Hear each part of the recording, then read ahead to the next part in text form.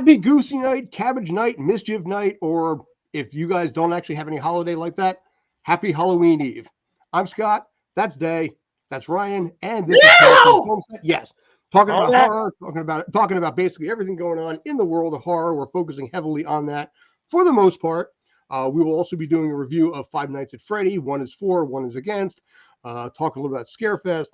Got a bunch of things on the horizon, but before we go into it, guys, how you doing? First off, I'd like to let you know this is not Davion. This is actually Bill's face.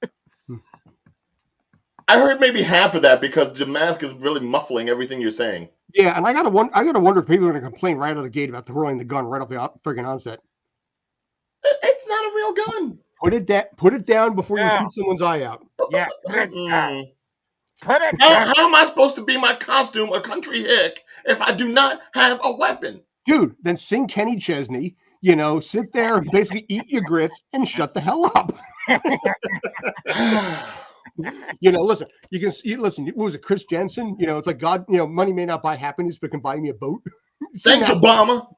Yeah, that friggin' Donald Obama and, Joe Trump and all them guys. Oh, yeah, damn right. Anyway, we were off to a really curious start here. I did not plan that one. Anyway, how the guys doing?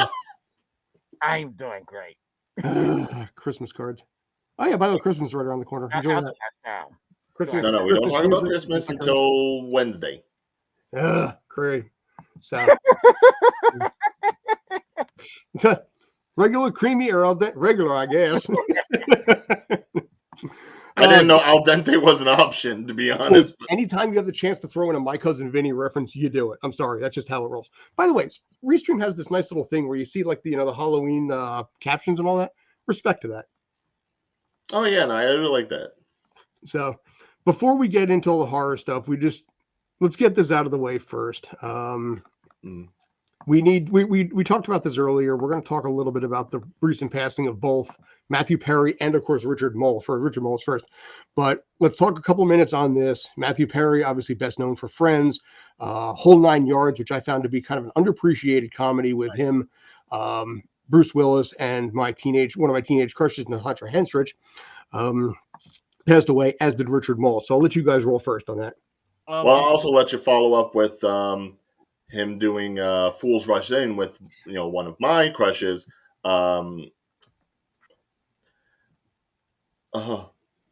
He's great Salma Hayek. Oh yes. Sorry, I'm composing. Dude, that woman is like 50-something years old. She looks fantastic. Yeah, and I wasn't composing for Matthew Perry's death. I was composing for just thinking about Salma and trying to compose. My country heart can't be thinking about such a fine Mexicana. Well, see, it's funny because you were like, your crush. My first thought was Wagons East. I'm like, your crush was John Candy? No. If anything, I am the rebirth of John Candy. All right, but anyways, Matthew Perry. I think for a lot of us who grew up watching Friends when it originally aired on television, and not so much the wave of people that have found Friends via Netflix or Peacock or whatever streaming service you want to go ahead and pretty much recharge the fandom of it so much that they had a reunion. Those of us who watched it originally, I owe a good amount of like my comedic personality to Chandler Bing.